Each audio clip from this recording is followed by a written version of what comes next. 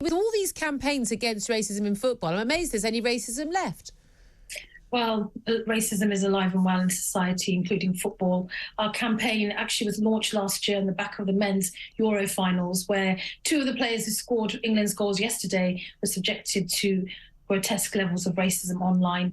Do you remember how many messages they got online that were racist, and how many of them actually came from this country?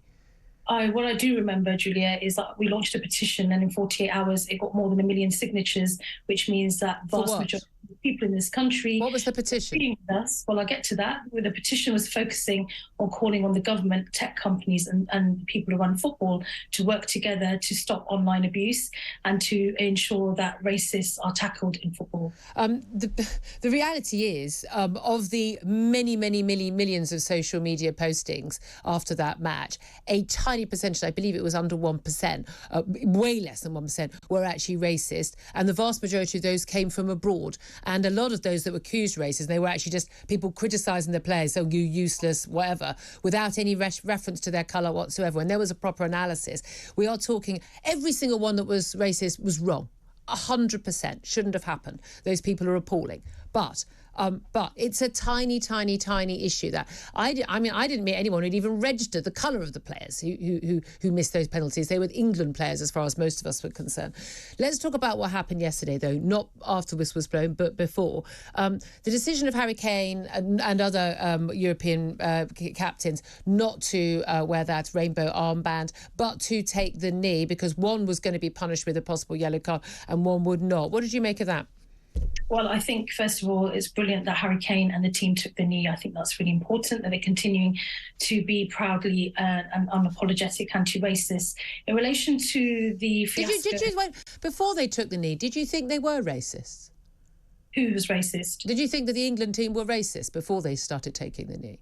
No, I didn't. Did you think they were pro-racism before they started taking the knee? I think it's only right and proper that if our national football team, full of a very diverse group of young men, believe that they have a duty to ensure that everybody who follows them knows that they're proudly and unapologetically anti-racist. I assume that everyone I meet is anti-racist unless told otherwise.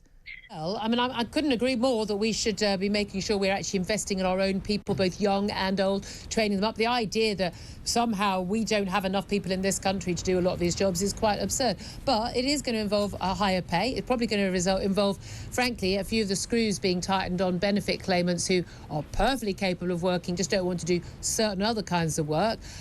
But also, it's all very well bringing anybody into this country. If they're not a net contributor and they don't bring their own house with them on their back, they're going to create problems for the people who are already here, aren't they? Every time we talk about bringing in Labour to keep business going, and the CBI Director General talking about the vital importance of having this supply of labour, no one's building the houses that are needed. We've had millions more people under Labour and the Tories in the last couple of decades, but no one decided to build enough houses for them to live in. No new schools for their children to go to. No new GP surgeries or GPs and nurses are trained up to carry out their healthcare. Every time we get one new person in this country who can't completely fend for themselves, which is very few of the immigrants to this country, we're just imposing a burden on the native population. Well, no, I wouldn't agree with that, Julia. I think that's not the correct representation of the role that immigration plays. Where do these people live? All of the things and where do their kids go to school? Let me just finish the point, Julia. All of the things you've just mentioned are policy issues we have the power to resolve as a country ourselves. You cannot have a strong economy that delivers on any of that for anyone who lives here unless you've got people with the right skills willing to be in the labour market. I agree with you. There are a lot of economically inactive people in the UK. I don't think it's about people claiming benefits. The main issue is poor health, and actually our plan, for instance, to expand the NHS workforce in order to make sure that people are getting the healthcare they need, they're not languishing on long-term NHS waiting lists, is part of the answer to that. But look, we shouldn't be down on people who want to come to this country and make a contribution, but it has to be alongside proper investment wait a second. No, I'm sorry. Stop. Let me stop you. Jonathan, no one is criticising. I've got nothing but respect and admiration for anyone who wants to leave their home country, make a new life for themselves in this country or any other, and earn a living. All credit to those people. The trouble is they don't come to make a contribution to this country. They come to better themselves. And again, nothing wrong with that. The trouble is, are they a net contributor to our economic benefit. And the reality is, unless you're earning a very good whack, you're bringing amazingly crucial skills, you're not a net contributor. The idea that we don't have enough people in this country well enough to make coffee, clear tables in restaurants and pick fruit is an abject nonsense. Oh, no, I think every independent academic study into the role of immigration shows the net benefits that immigration brings. No, they don't. I think we should be absolutely no, that's clear not true. about that. Yes, that's they do. Not true, Jonathan. Yes, they do. Yes, they do. Not where true. there are sectors dependent on immigration, all we are saying is, if that is playing a role, it has to be matched with a corresponding investment in paying conditions, skills and training, or new technology. Let's go back to the issue of Brexit there. The government is absolutely categorically of number 10 denying there is any plan for this Swiss-style relationship with the EU. The crucial thing here is that Switzerland slap bang in the middle of Europe geographically and slap bang in the middle of the EU geographically as well. So it makes sense for them to have sort of a closer deal. But the Swiss people, again and again, they have lots and lots of direct referendums in that country.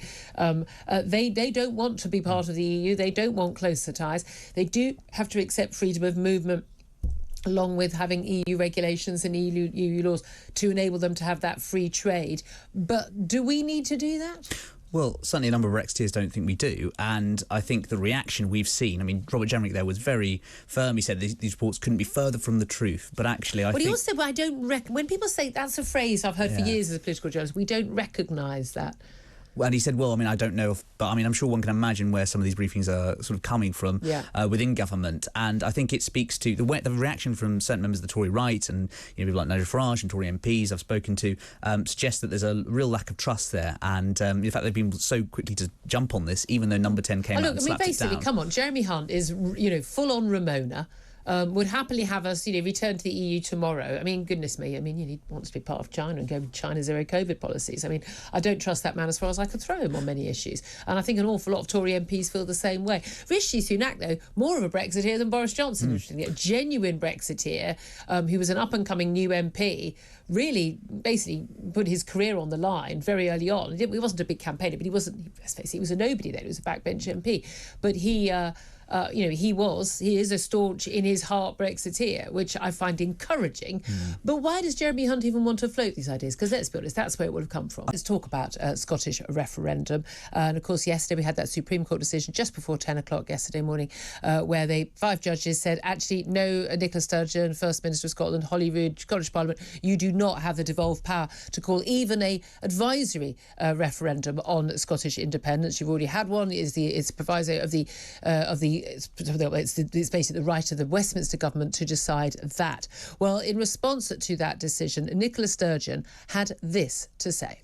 We must and we will find another democratic, lawful and constitutional means by which the Scottish people can express their will. In my view, that can only be an election. The next national election scheduled for Scotland is, of course, the UK general election, making that both the first and the most obvious opportunity to seek what I described back in June as a de facto referendum. Yeah, a de facto referendum. So what would that actually mean? Well, let's talk about this with Chris McElhaney. He's the General Secretary of the Alba Party. Alba Party, of course, set up actually by former First Minister of Scotland, former SNP leader Alex Salmond. Good morning to you, Chris. Good morning, Julia. Thank you very much indeed for joining us. I think it was always likely that Supreme Court decision would go the way it did. It would have been rather quite a bigger shocker if they had gone any other way. This is quite clearly not a devolved power. However, do you think that Nicola Sturgeon would actually welcome that decision yesterday? Because it carries on with all due respect to Scottish independent campaigners like yourself, the idea of a sort of the grievance narrative that, look, we're being held captive by England, by the courts, by the government, by the Tories, and we can't get our freedom and we're going to have to fight for it. Has it actually been a blow to Nicola Sturgeon's bid for independence, or has it actually helped her? Well, I think it was always a 100-to-1 shot that the Supreme Court was going to, agree with the Lord Advocate of Scotland's submission. I thought it was a weak case to make. The Scottish Government made a mistake in asking the Supreme Court to answer a question for them when we should, of course, put the legislation through the Scottish Parliament and put the ball in the UK Government's court to drag the Scottish Government to the Supreme Court. That's what I would have wanted to happen, but unfortunately that's not what happened. But, there was an opinion poll last night which sees a surge already for support for Scottish independence, because there's a democratic issue here. The Supreme Court made a determination on a point of law, but the politics of the matter are that people in Scotland have successfully, at election after election, voted for a party and parties that say they want to hold a referendum on Scottish independence. And, people in Scotland don't like being told that they can't do something. And, I think that's over the weeks. Well, you say that, but it was only 8 years ago that we had a referendum on this specific issue. And the poll, you said there may have been a surge in support for independence, but actually the polls have been very clear that even when asking people, including those who want an independent Scotland, would you like a referendum in the next few years, an overwhelming number of people say no, they don't. A lot of people feel that asked and answered 8 years ago, with a clear 55-45 majority for remaining as part of the UK. And a lot of people feel that this isn't the number one issue right now. We've got schools still. We've got, the crisis in the energy bills. We've got the NHS to deal with. There are so many other things they want the Scottish Government to be worried about rather than constitutional niceties.